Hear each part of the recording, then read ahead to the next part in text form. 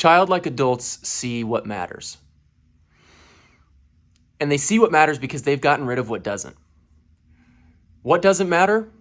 Most things don't matter. Most of the things you think matter probably don't matter because we've all been conditioned into taking action only out of a sense of obligation. At a very early age, we were conditioned into taking action in our lives out of a sense of obligation or a fear of being punished for not taking this action, which in our formative years led to us kind of creating this worldview and this way of dealing with reality where we are essentially enslaved to the authority structures that exist, which, let's be honest, were all created by the Epstein class, the most corrupt, satanic, pedophilic group of people probably ever to exist in the world are the ones who are responsible for designing all of these elements in our society. I mean, this is the reason you feel such alienation and such disconnect from your life isn't because there is something wrong with you. They want to medicate that away and tell you that you shouldn't be depressed and you should be grateful and happy to live in this first world country with all of these conveniences.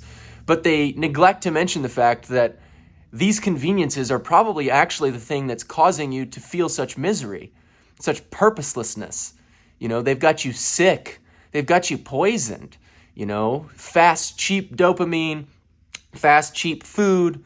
And in the beginning, it's all rosy and wonderful because it's like, oh, great, I don't have to do all of this stuff. But what is a life if not doing stuff?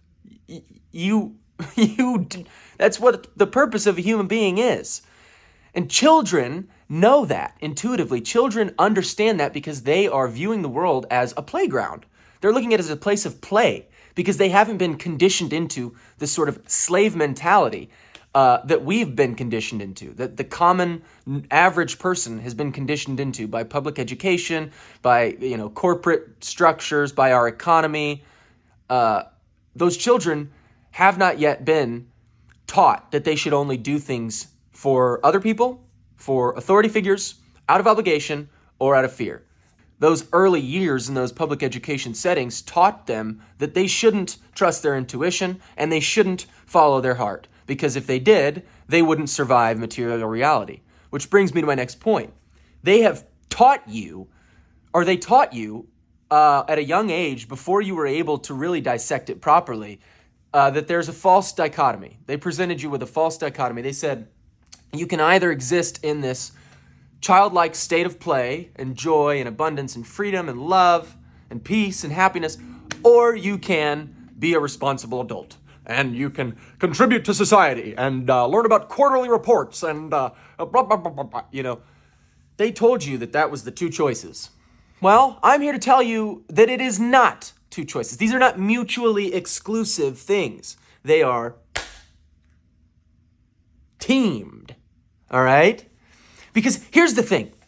If you can access the childlike state of play, the imaginative, generative power of a child, with the agency and capability of an adult, you have formed an indomitable core of self-belief.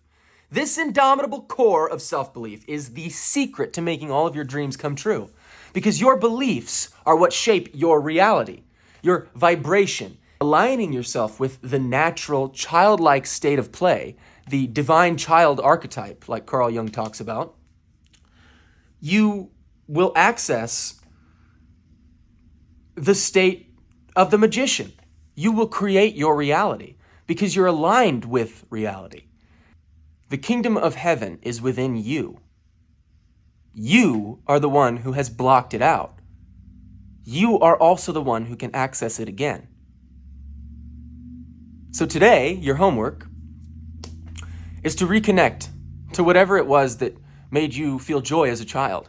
And it might be kind of hard to do that in the beginning. You might have to go through a little bit of a healing process. I know for me personally, I just recently was able to reconnect with my creativity and my joy and my love of a lot of things from when I was a child, because as I grew, I started to sort of reject parts of myself in order to fit in order to conform to this material society, because I was also presented with that false dichotomy, and I also didn't have the capacity to dissect it properly. So I believed them for a long time. I thought, if I want to be a success, I have to play the rule. I have to play the game by their rules. I can't, I can't be happy-go-lucky, carefree sort of person. I have to be a very, solemn, and everything is very important, and I have to. But I'm not that guy.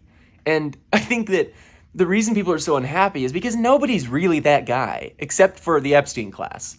And those guys are all full of shit anyway. So I guess what I'm trying to say is, don't sit there and think that you have to be unhappy and that you have to live your life the way that you're living it right now. You don't have to do anything. They have convinced you that you have to do things that you don't want to do, and you don't have to do those things. And that's the secret. That's the secret of manifestation. That's what they mean when they say, take your power back. Because they only have power over you if you believe that they do. Thank you so much for staying. I love you so much.